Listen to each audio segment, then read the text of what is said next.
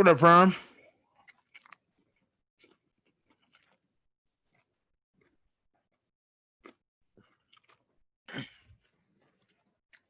What up, everybody? Hold on as I set up.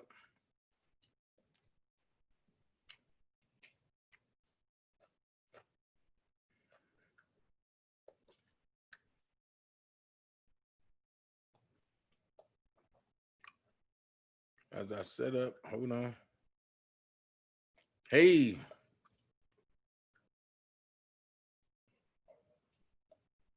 We're going to get into it. Hey, chat.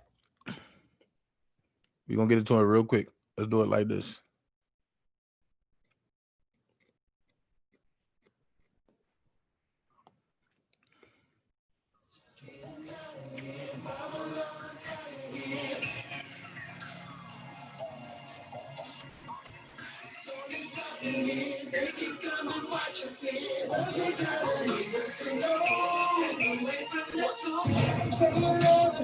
What you gonna do now?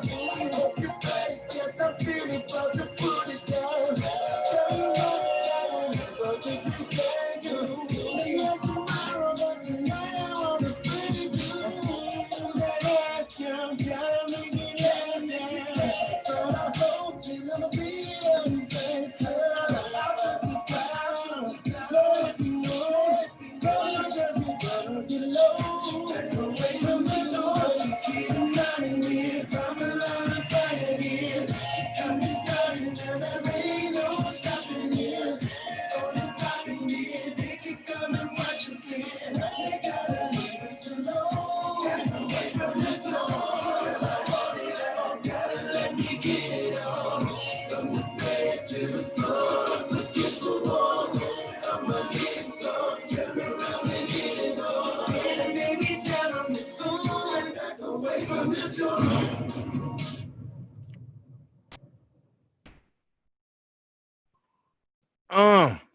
What up, firm? What up to the best, to the best, to the best folks in the world?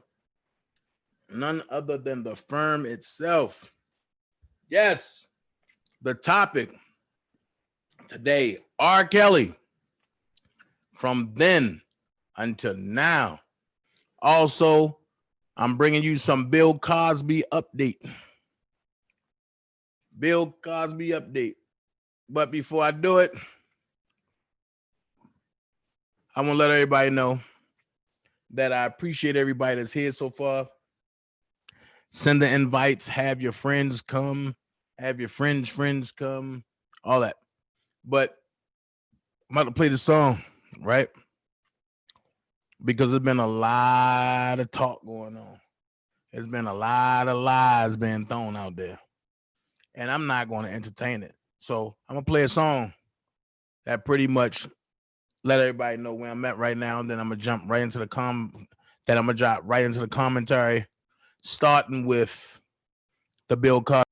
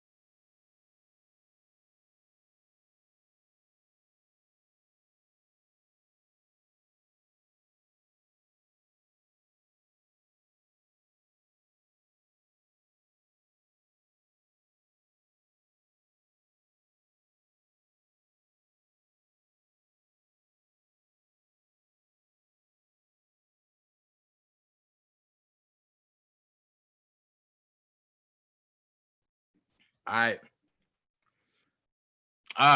had to get that in me. I'm eating in portions. We all on this lose weight diet. Even though I'm not participating, I'm participating. So this is how we're gonna do this. I said we're gonna start off with Bill Cosby situation, right? So that's what we're gonna do. So look at the screen, and we're gonna jump right into Bill real quick. All right, let's talk about it.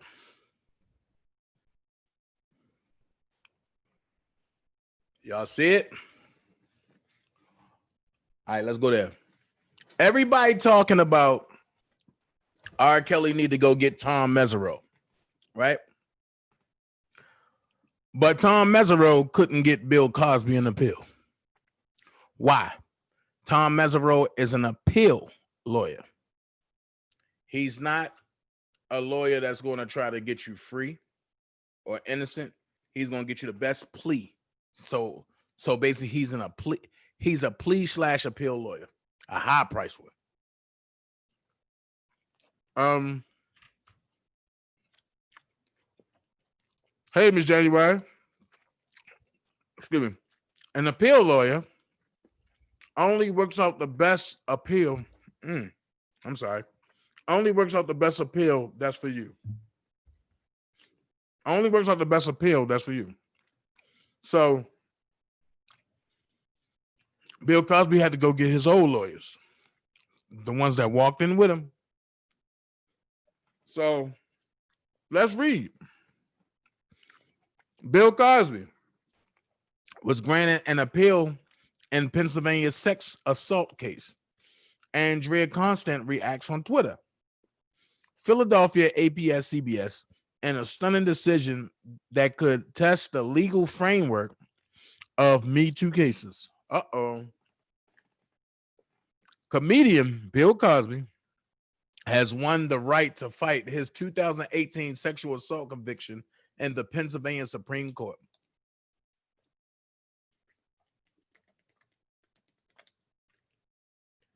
All right, let's go. I got that fuel up in me now. Let's read it again. It's a Bill Cosby granted an appeal in Pennsylvania sex assault case. Andrea Constant reacts on Twitter. Philadelphia APCBS in a stunning decision that could test the legal framework of #MeToo cases. Comedian Bill Cosby has won the right to fight his 2018 sexual assault conviction in the Pennsylvania Supreme Court. I got one question to ask y'all. I have told y'all that this whole injustice is started with Bill in this era. It started with Bill, and then when it ran over to R. Kelly became bigger, and the hooks went from being in Bill to being in R. Kelly. I told y'all that a couple times. And then it says Bill Cosby granted appeal in Pennsylvania sex assault case. Andrea Constant reacts. Okay, so with that being said, now that it's going to Supreme Court, the same ladies that said he did it have to now come back to court. But there's a problem.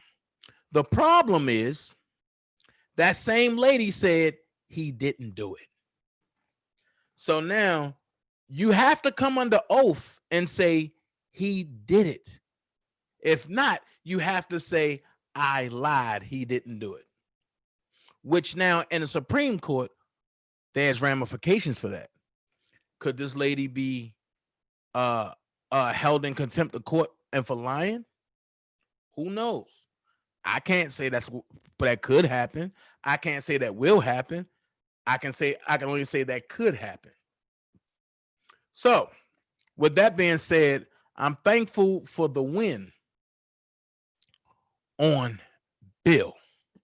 I'm thankful for that, because now that that's going to Supreme Court, that's going to set ramifications for the R. Kelly case, which brings me to where I'm at now. And where I'm at now is the fact of this. I'm going to throw this shameless plug in real quick and I'm going to let it go. While people want to focus on me, I'm focusing on the Kelly case, the Bill Cosby case. I have no time and no desire to deal with small bloggers. That's my honest to God truth. And that's my new direction that I'm going in. Small bloggers that I don't deal with don't hold attention to me. So therefore, I'm in no competition with nobody. Because no matter how you team up and no matter how you try to make it work, it won't work with me. I stand alone. I stand on an island. I stand for truth. And I have what everybody wants. That's the firm. So what I'm going to do, I'm going to focus on something that nobody is focusing on. First, I'm going to start with this right here. I want y'all to look at the screen.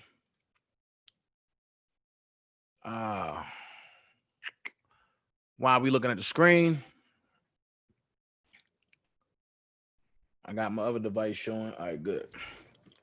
While we looking at the screen, I'm going to say this. This been out for a week and a half. Nobody spoke on it. I did this for a reason. Just to show who's for Robert and who's not. So I don't want to hear nobody saying, well, Dana J ain't for Robert. Well, if you for Robert, you would stop focusing on Dana J and keep Dana J out your mouth and focus on Robert, if that's the focal point. But let's go here. United States of America versus Robert Sylvester Kelly, also known as R. Kelly, Daryl McDavid, and Milton Brown, also known as June Brown. This right here is the joint status report. This is the joint status report. Okay. The United States of America, by its attorney, John R. Lush Jr., United States Attorney for the Northern District of Illinois, and defendants Robert Sylvester Kelly, Daryl McDavid, and Milton Brown, by their attorneys, hereby submit this joint status report. On July 11, 2019, the grand jury returned an indictment against all three defendants. On February 13, 2020, the grand jury returned a superseding indictment charging defendants with the following. As to defendant Kelly, 4 counts of using a child to engage in sexual explicit conduct for the purpose of creating a visual depiction of that conduct, 1 count of conspiring to obstruct justice, 1 count of conspiring to receive child pornography, 2 counts of receiving child pornography, and 5 counts of enticing a minor to engage in sexual activity, all in violation of Title 18, United States Code Section 371, 2251A, 2252, capital A, lowercase a, paragraph 2, and 2422, paragraph B. As to defendant Daryl McDavid, conspiring to obstruct justice, conspiring to receive child pornography, and receiving child pornography in all violation of Title 18, the United States Code Sections 371 and 2252A, lowercase a, paragraph 2, and as to defendant Milton Brown, conspiring to receive child pornography in violation of Title 18, United States Code Sections 2252A, lowercase a, and 2. The alleged offenses in the superseding indictment occurred beginning in the summer of 1996 and continuing to the date of the indictment, February 13, 2020. Now, that gap is a big gap, a very big gap. So I wonder, since they didn't narrow down this gap and pinpoint the gap, who could these people be? Then it says 3, the government produced its initial Rule 16 discovery to defense counsel on August the 2nd, 2019, and made additional productions on August the 5th, 2019, September the 24th, 2019, and February 24th, 2020.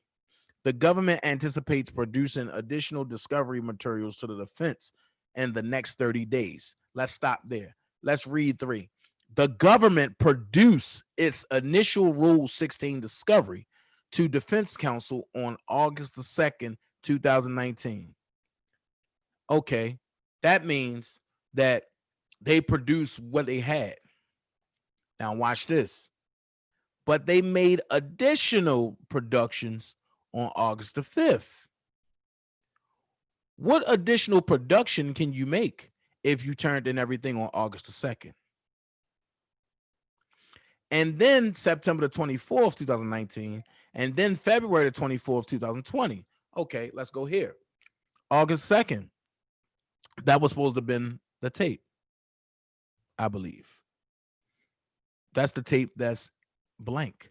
That's a DVD. August 5th was the re-giving of the DVD again. Nothing's on there. September the 24th, 2019.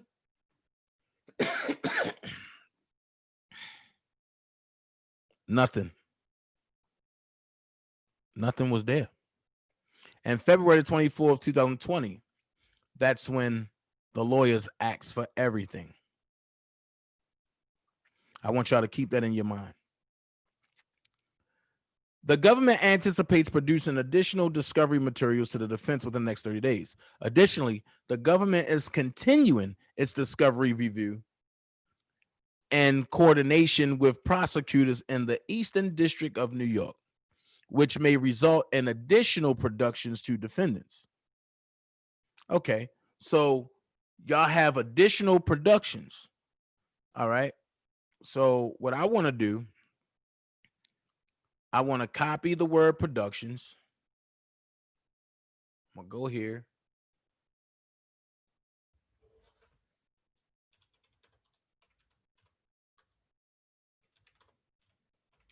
The word.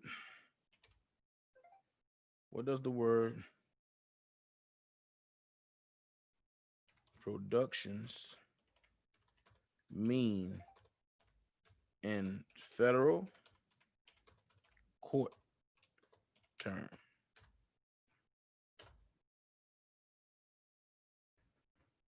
Let's go here. I'm gonna go to the glossary because I want y'all to see this.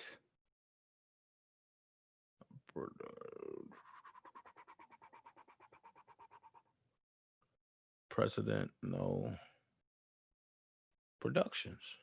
It's not here. Okay. It's not there. So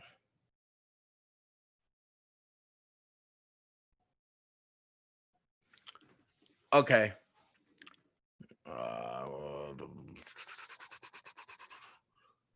What does the word productions mean in federal court term? I want to search that. It don't give me a term. So what I need to do is go to the glossary terms because I want us to know. And as you see, it's not even on the glossary. So basically, they're using a word that's not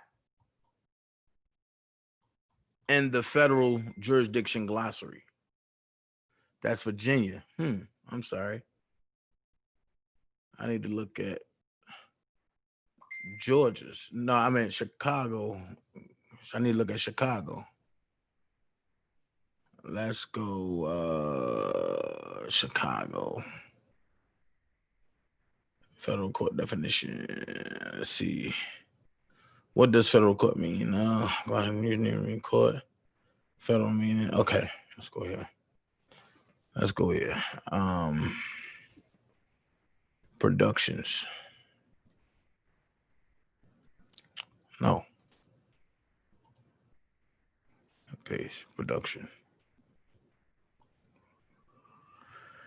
Let's see. The process of making or growing goods to be sold.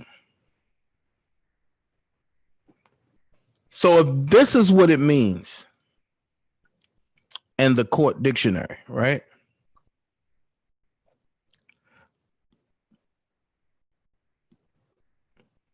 The process of making or growing goods to be sold. Definition number 2, the amount of something that is made or grown by a country or company. More examples. The government has pledged to reduce the amount of chemicals used in food production. The drug is still being tested and will not go into commercial production for at least 2 years.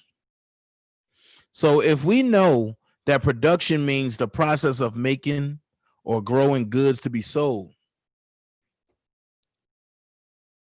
if we know that, right,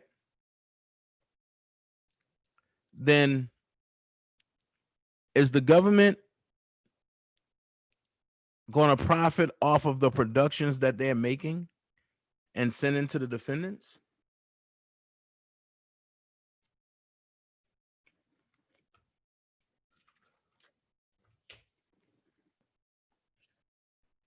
See, this is what we got to look at.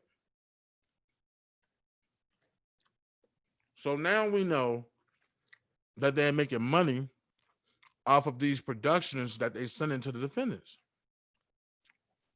Then in 4, it say the court set a trial date for October 13th, 2020. The government anticipates that that trial will last approximately 3 weeks.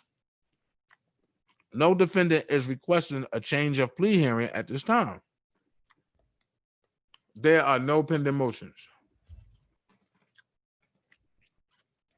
Now, y'all see what's going on? Okay. So what I want to do is, y'all see this joint status, right? And y'all see the date, 6/17/20. This is a joint status report, right? But do y'all remember this on 5/29/20? When Judge Levenweber said, the parties shall file a joint status report by 6/22/20. This report shall include the following dates of the alleged offense, the offense charge, brief statement of specific factual allegations, procedural case status, status of discovery, any discovery issues, status of plea negotiations, when the case will be ready for trial or plea, and any other issues the parties would like to raise. Now, this is what he ordered. Now, do the status report say anything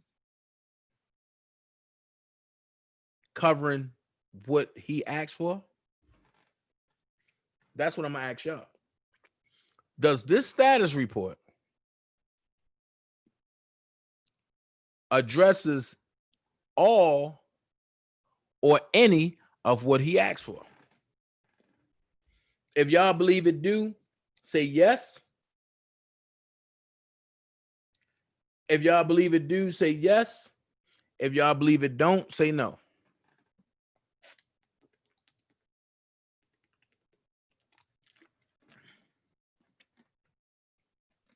Thanks for stopping by, Taylor Cunningham.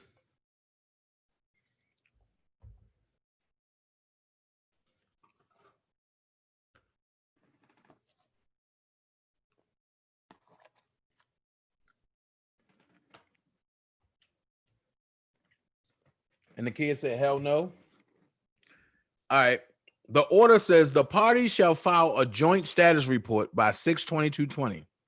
This report shall include the following dates of the alleged offense. Okay, let's cover it. Hereby submit this joint status report on July 11th. That's a date. The grand jury returned an indictment against all three defendants. On February 13th, the grand jury returned a superseding indictment charging defendants with the following. If you charge Mr. Kelly with all of this, right? And all of this, right? How is it that Daryl McDavid only gets this? And June only gets that. So you mean to tell me that Robert, he used a child to engage in sexually explicit conduct for the purpose of creating a visual depiction of that conduct? So what you telling me is that Robert chose a child and created, matter of fact, and just went raunchy sex, had raunchy sex with the purpose of creating a visual depiction for people of that conduct. I find that hard to believe. Then you give him one count of conspiring to obstruct justice. How was he obstructing justice? This right here, we know, straight Don Russell. One count of conspiring to receive child pornography. How was he conspiring to receive it?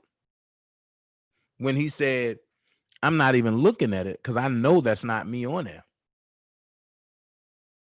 Then 2 counts of receiving child pornography.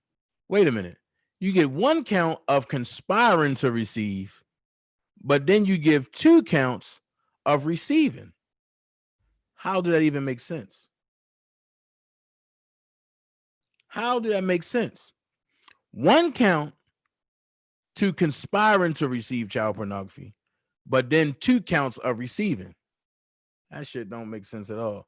And then 5 counts of enticing a minor to engage in sexual activity.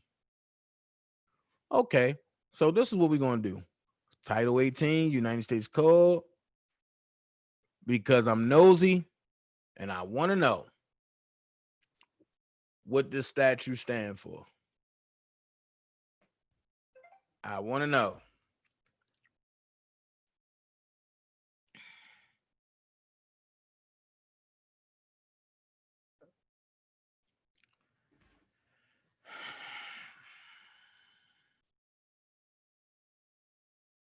Wait a minute.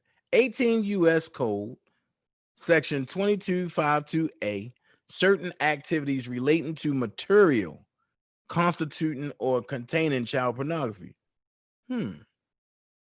Let's see which ones they gave him. Let's see. Sections 2251 lowercase a. Let's look at 2251 lowercase a.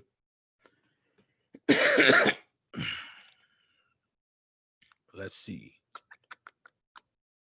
Let's back out of this.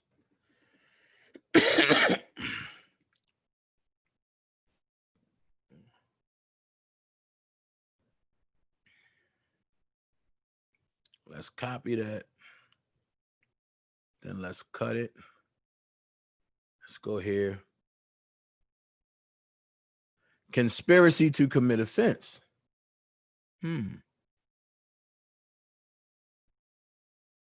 Okay. Sexual exploitation. Let's go here. Okay. Let's see which one it is. 371. So it's the whole 371. So what we're going to do, we're going to look at the whole code. 371, conspiracy to commit offense or to defraud United States. Whoa.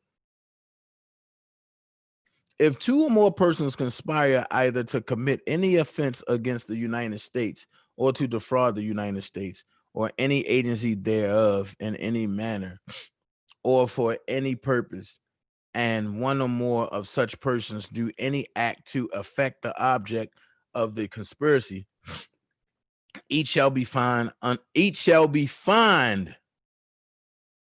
under this title or in prison not more than 5 years or both. If, however, the offense, the commission of which is the object of the conspiracy, is a misdemeanor only, the punishment for such conspiracy shall not exceed the maximum punishment provided for such misdemeanor.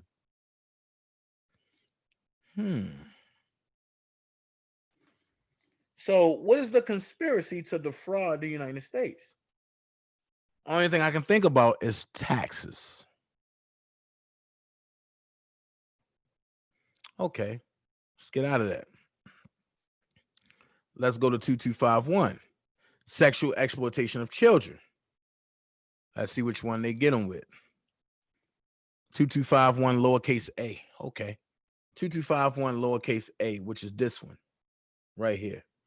Any person who employs, uses, persuades, induces, entices, or coerces any minor to engage in, or who has a minor assists in any other person to engage in, or who transports any minor in or affecting interstate or foreign commerce, or in any territory or possession of the United States, with the intent that such minor engage in any sexually explicit conduct for the purpose of producing any visual depiction of such conduct, or for the purpose of transmitting a live visual depiction of such conduct, shall be punished as provided under subsection E.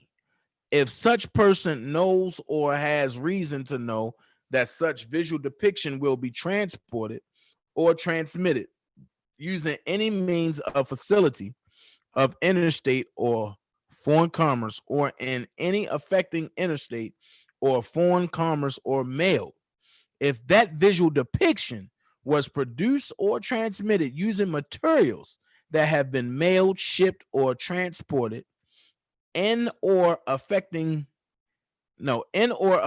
interstate or foreign commerce by any means, including by computer, or if such visual depiction has actually been transported or transmitted using any means or facility of interstate or foreign commerce, or in or affecting interstate or foreign commerce or mail. They said that so many times, so many different ways. However, with this being here, Rob didn't do any of that. That would be Carl and Keith, right? Wouldn't that be Carl and Keith? Because they're the ones that produce these VHS tapes and put them on the black market and put them out there on the streets, actually. So why would Rob be held for something that Carl and Keith done? That's my question. Why would Rob be held for something that Carl and Keith done? Well, if y'all want to call in 470-355-8221. I want to hear from you. Why is Rob being held for something that Carl and Keith done? And if Damon Pryor already got in trouble for this, why is this being brought back up to Rob? That's my question. It's hard when you can say this and then say he transported minors just for this. So that means if he's transporting minors to engage in visual depiction or video depiction just for that, how is he able to perform? How is he able to go from state to state and keep a crowd? Remember, Rob don't fly.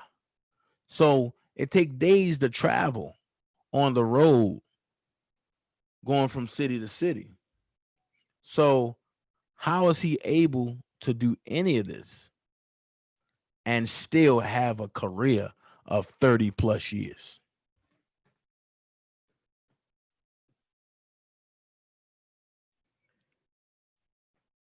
A EJ, a mods, we ain't saying respect the chat no more. If anybody being disrespectful, get them out of here for good. We ain't playing that over here.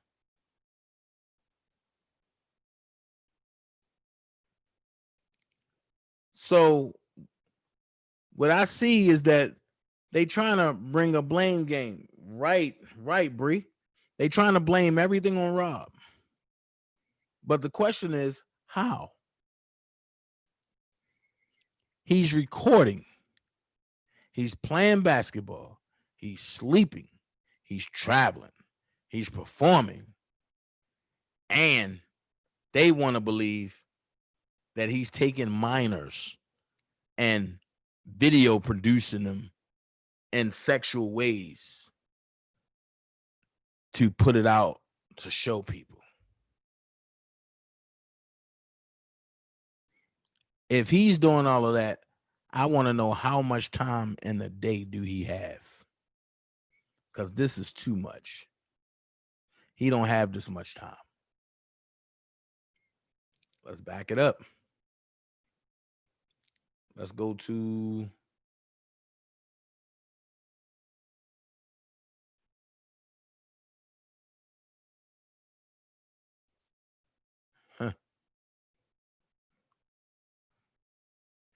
let's see what they getting with there. 252A, lowercase a, paragraph 2. Let's see what that entails. A.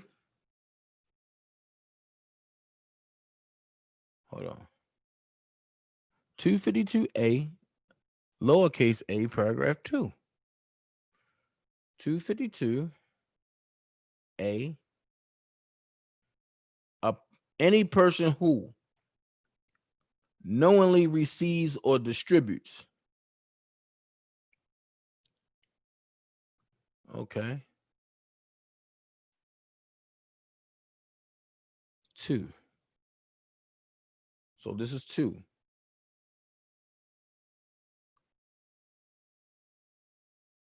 Knowingly receives and distributes any child pornography using any means or facility of interstate or foreign commerce, or that has been mailed or has been shipped or transported in or affecting interstate or foreign commerce by any means, including by computer, or any material that contains child pornography using any means or facility of interstate or foreign commerce, or that has been mailed or has been shipped or transported in or affecting interstate or foreign commerce by any means, including by computer.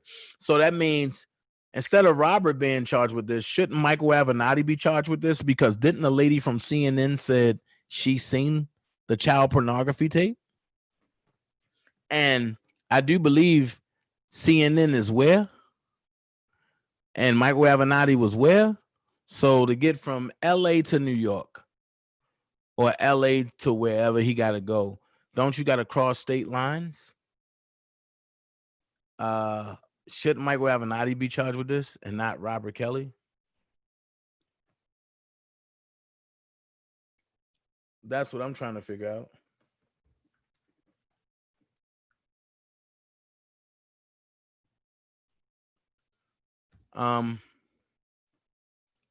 It's crazy. It's crazy. This right here should all be Michael Avenatti, because he said, I got the DVD, which also we believe is a deep fake. Because if you have a DVD and not a VHS, how can it be from back in the day? Because there wasn't no DVDs then.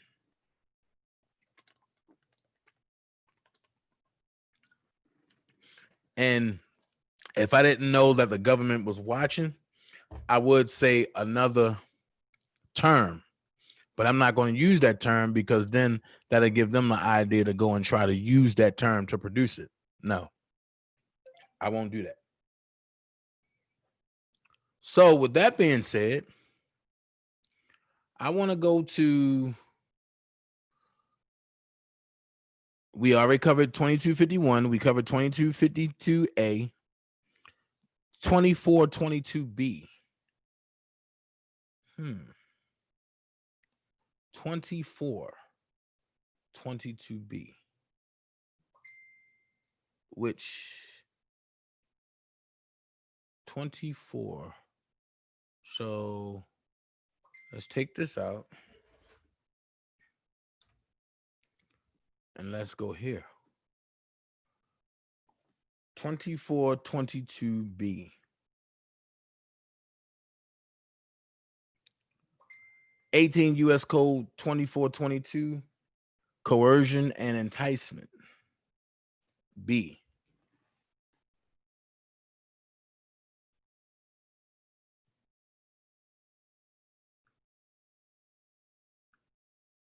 Hold on, y'all. Just got a text. Hold on.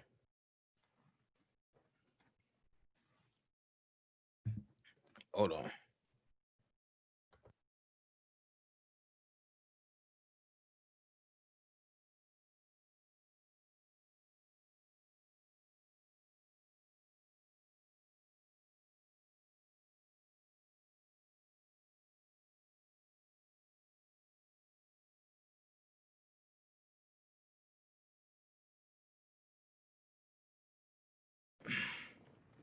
So 18 U.S. Code 2422, coercion and enticement. That's what that means. And it says, whoever using the mail or any facility or means of interstate or foreign commerce or within the special maritime and territory jurisdiction of the United States knowingly persuades, induces, entices, or coerces any individual who has not attained the age of 18 years old to engage in prostitution or any sexual activity for which any person can be charged with a criminal offense or attempts to do so shall be fined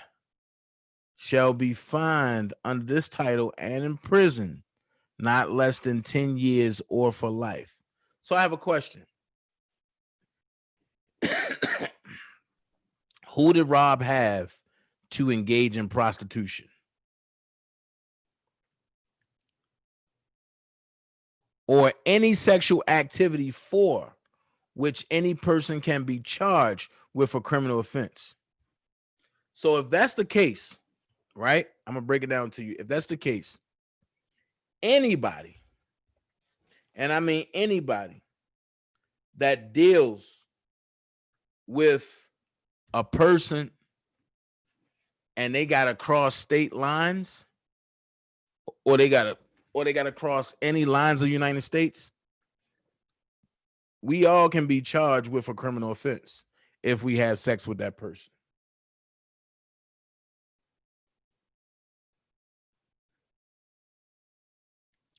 How in the hell is that possible? So if I cross state lines, right, and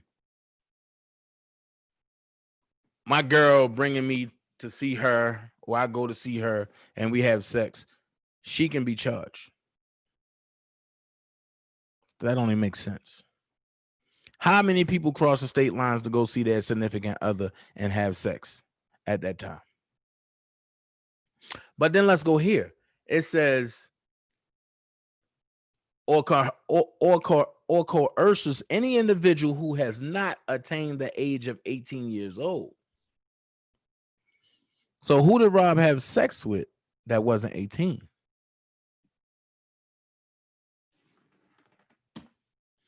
And you can't say Azriel because there's no way of knowing, because she was already sexually active. So with that being said, all these 13, 12, 14, 15-year-old bullshit that they putting out there, you can throw that all the way out the door. Because if he's constantly traveling, if he's constantly on the road, and nobody that been around Rob seen a 12, a 13, a 14, a 16, a 15-year-old, where did these people come from if nobody ever seen them around? That's what you got to ask yourself. If nobody never seen these folks around, where the fuck did they come from? That's what leads you to believe that when they go on paper and put stuff down, this is just what they're saying. And they taking what other people are saying because they make them swear in, and they take their face value as being, that's what it is, face value, being the prayer book. And they figure if you swearing in, you're going to tell the truth. How many people swear in and lie?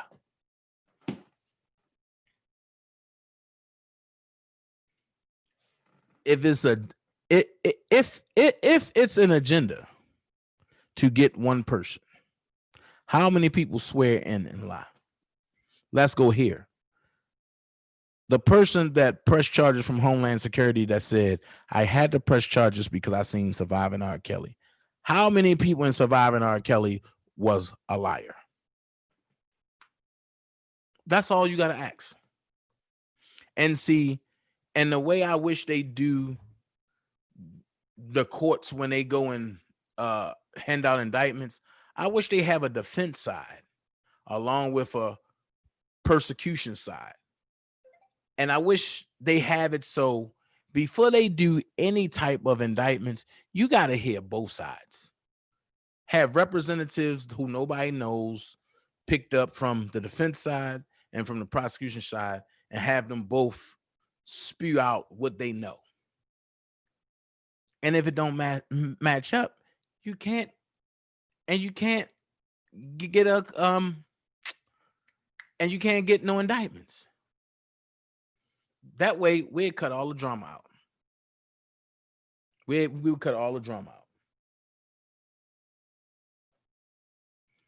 So when people want to do stuff like this, be very careful. Be very careful.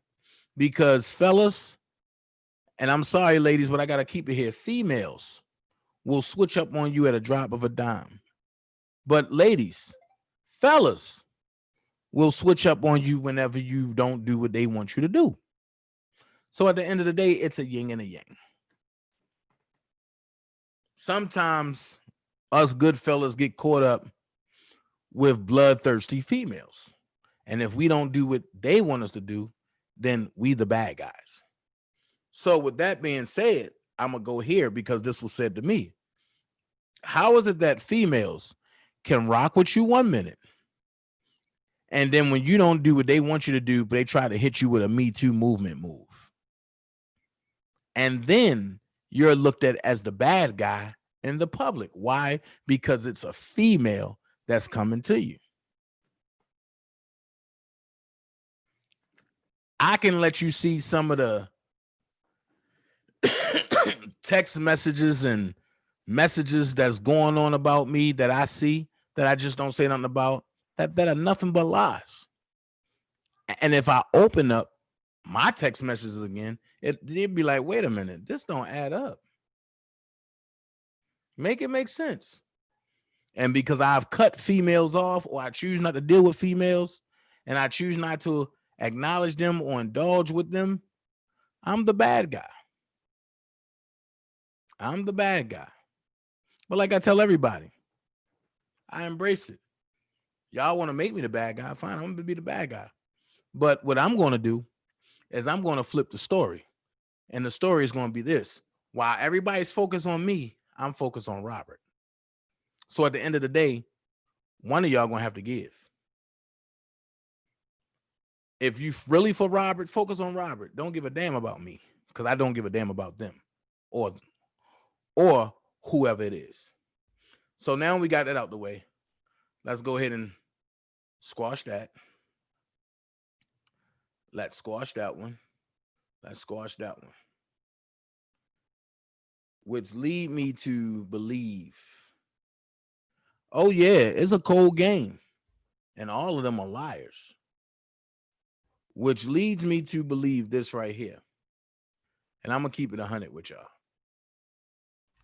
A lot of people is going to say a lot of things.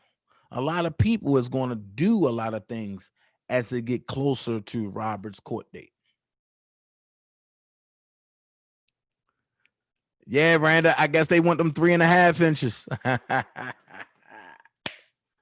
Now, see, jokes like that, I guarantee you it'll be taken out of context. Oh, Dana J. Randa said Dana J got 4 inches. That's not what she said. That's an inside joke. Because we know how much people are liars. We know how much people hate Dana J. Why? And I keep saying it. Go back to when Dana J was like, well, I'm going to try to get y'all to meet Rob. Everybody was, oh, I fuck with Dana J, this and this and this. The minute I said I'm closing off all access to Rob, everybody thing changed. Hold on. Also, Jackson speaking up. Yes, ma'am.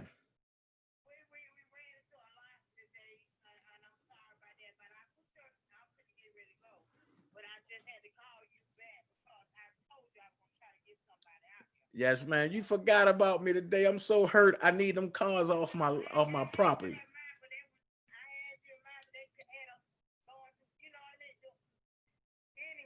Right.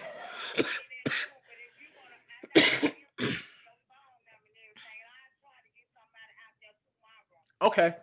Okay.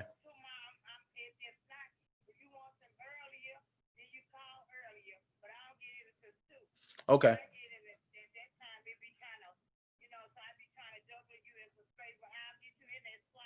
Okay. Okay.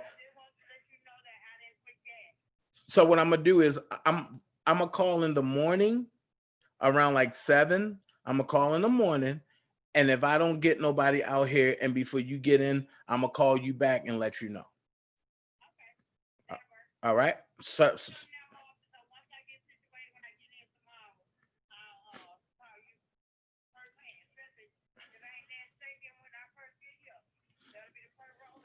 yes, ma'am. I I totally appreciate you so much. All right. It's always good to be a good person because people always look out for you. Thank you so much. I need them assholes gone. People always hate the one that is truly on the side of right. That's true, blessed one. That's why I say what I say.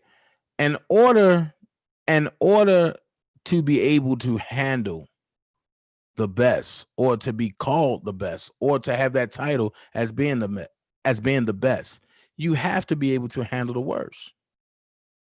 So I just let people talk. You know, some people talking like, oh, I'm gonna tell you and what came to me today. Oh, he said, listen, he said that I was in a hotel room with a certain person. I never said that. That came out of your mouth. And you told the wrong person. That person ran with it. I never said it. I never knew it. I never cared about it. And you got to watch the person that's always willing to bring a bone. Because I'm going to say this. While they telling or trying to tell what's going on, ask them, what did they say? What did they do?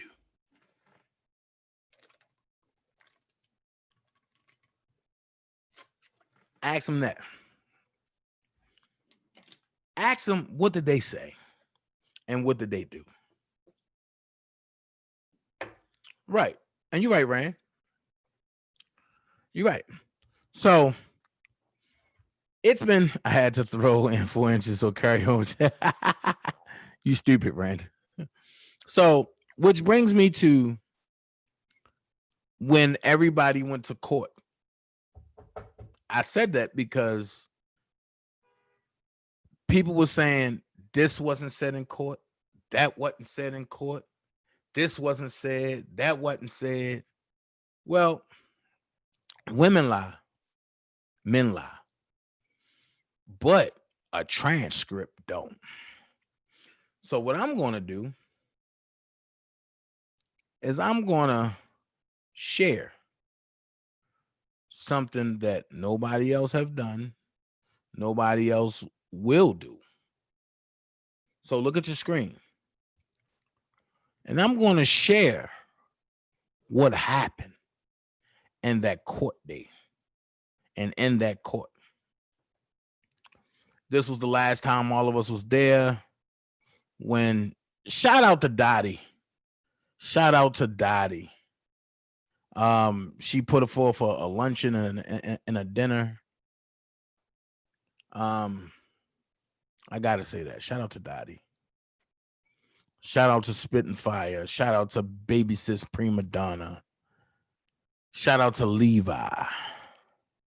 Shout out to Sky Zone. Shout out to T. Stevens. Keish T. Those are the real bloggers that I see that really blog for real. Now, if there's anybody over here that I miss, shout out to Sylvia. You know, Infamous Sylvia got a page now. So shout out to Infamous Sylvia. So if there's any real bloggers that I miss on the side, I apologize. But those are the real bloggers that I know that I deal with. So that's where I keep it. My circle says stay small. Let's go here. In the United States District Court for the Northern District of Illinois, Eastern Division, United States of America versus Robert Sylvester Kelly, also known as R. Kelly. I got a problem with this right here. They got him as a corporation, and then they got R. Kelly as a corporation. R. Kelly is a corporation, but Robert Sylvester Kelly is a man. And y'all see it, Chicago, Illinois, March the 5th, 2020, time 10:24 a.m. For the plaintiff, for the defendant. Y'all see it? Y'all see it? The court reporter, Kelly M. Fitzgerald. She must be nice to type like this. Buckle up, y'all. We got some pages to do. Proceedings heard in open court. The clerk. Miss Cruel. Good morning, Your Honor. Angel Cruel on behalf of the United States. Judge. Good morning. Mary Judge on behalf of Milton Brown, who is present. The court. We're here for what? The presentation of the superseding indictment. Miss Cruel, correct. We're here for an arraignment, and there are also some pending motions. The court, all right. You want to introduce yourselves? Mr. Brinley, yes, Your Honor. Bill Brinley and the court. So I know who I'm talking to. Mr. Brinley, Adam Glozman on behalf of Daryl McDavid. The judge, Mary Judge, on behalf of Daryl. Milton Brown, sorry. Mr. Leonard, Mike Leonard, and Steve Greenberg on behalf of Mr. Kelly. Judge, good morning. The court, good morning. A couple of things. What does the superseding indictment do to the trial date? Ms. Crow, Your Honor, we have been in discussions with all parties. It appears that we're in agreement with Mr. Greenberg, who would like to continue the trial. It appears, though, that Mr. McDavid has an objection to that. The court. It is my understanding that New York has set the trial date for the summer. Mr. Greenberg, yes, Your Honor. The court. And that Cook County has set a trial for this fall. Ms. Kroll, September. Ms. Greenberg, September. Judge, although in all candor, no one really expects that date to move forward at that time. Court, all right. So we get into the back of the queue then. Ms. Kroll, Your Honor, we are looking at a potential trial date and possibly October. The court, okay. So is it a certain date imminent after the superseding indictment that we vacate the trial date? I'm going to read again. So is it a certain date imminent after the superseding indictment that we vacate the trial date? Ms. Cruel, Your Honor, the government has no objection to vacating the trial date. The court, all right. What about the co-defendants who have filed a motion for speedy trial? Will that require a severance? Ms. Cruel, Your Honor, the government objects to a severance. There are two reasons why the government is not objecting to continuing the trial. The first reason is that very recently, the government has executed a search warrant. And as part of that execution, we've recovered over 100 electronic devices. And those devices are things like iPads and cell phones and hard drives. And there's no way that we're going to be able to analyze all of those devices before April the 27th. And that would affect all three defendants. If there's additional evidence on those devices, or there could be Brady or Jig or Giglio information on those devices. And we just don't feel comfortable going to trial on April the 27th because of that. And the second reason that we are not objecting to a continuance of the trial is that it appears that in the near future, the government does intend to supersede the indictment again to add yet another victim. The court, let me ask Mr. Greenberg, do you wish to have the trial date vacated? Mr. Greenberg, we do. The court, so that's not over your objection. Mr. Greenberg, no. We think it needs to be vacated. The court, all right. The motion for speedy trial is presented by Mr. Brinley. Is that you, Mr. Brinley? That's us, Judge. Yes. We would like to go to trial as scheduled on April the 27th. The superseding indictment has come out now. We've been waiting for it. I don't think the fact that the government waits until late in the day to do some kind of a search should compel Mr. David to have to wait endlessly for a trial. His life is on hold here. I understand there's more serious charges that are being brought potentially against Mr. Kelly. But the reality of the situation and for us is he has a right to a speedy trial. We plan to go to trial on April 27th, and he wants to go to trial on April 27th. And nothing that the superseding indictment I'm looking at adds anything from our perspective to change what we're doing. Nor, as I talked to government counsel this morning, will another superseding indictment add anything from the perspective of Mr. McDavid. And so, regardless of the fact the government has done some late search, I don't think that justifies compelling us to wait months and months and months for Mr. McDavid to have his trial, which we've been preparing and will be prepared on April 27th. The court, who represents Milton Brown. Miss Judge, Mary Judge. So Milton Brown got a public defender. Wow. The court, what's your view? Miss Judge, I am not seeking to sever from Mr. Kelly. And since my client is not in custody, we are not opposed to continuing the trial date this one more time. But, for all the same reasons, we're not willing to keep this going because, as they said, they are going to be superseding again if this is going to be an ongoing issue. The court, okay, the government will propose an October trial date. Is that right? Ms. Krug, correct. The court, October the 5th. There's a holiday in between. It's either called Columbus or Indigenous Persons Day. One of the two. How can you put Columbus and Indigenous together? That's an insult. I don't think they've decided yet. Mr. Leonard, Judge, could we start the 12th instead if that's possible? Ms. Judge, it will have to be the 13th. The court, then you have a day off. 12th is the holiday. Mr. Leonard, yeah, so the 13th. The court, 13th. Wait a minute. No, the 13th is not a holiday. It's the 12th, Columbus Day. Is this the same Perry that was just in here?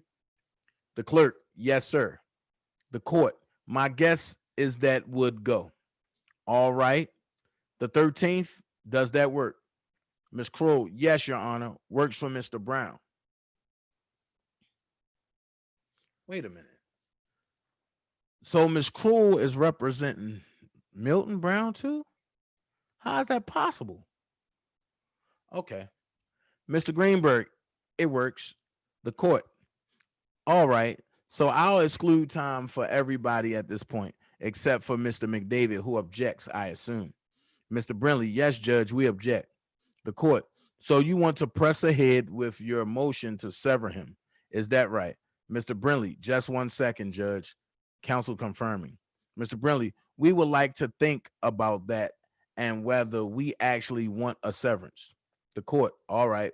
Mr. Brinley, the date of October the 13th, I could do that date, and Mr. Glozman can too. So if we don't end up with a severance, we can, Judge, if we could just have about a week to make a decision. The court, sure, just tell the government, you know whether.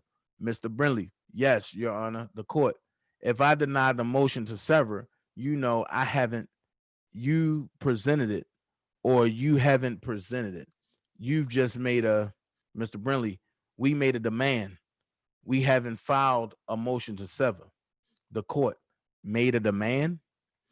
So let's do it this way. If you want to sever, then file your motion to sever and we'll consider it. That's when, okay, the judge switched jurisdiction right here. This is where the judge switched jurisdiction. Because when he said, we made a demand, that means that the lawyer, Mr. Brinley, is presenting Daryl McDavid as a man, as a human being, and not as a corporate fiction. And then he said, we haven't filed a motion to sever. Hold on. That means that the lawyer, Mr. Brinley, 115, go.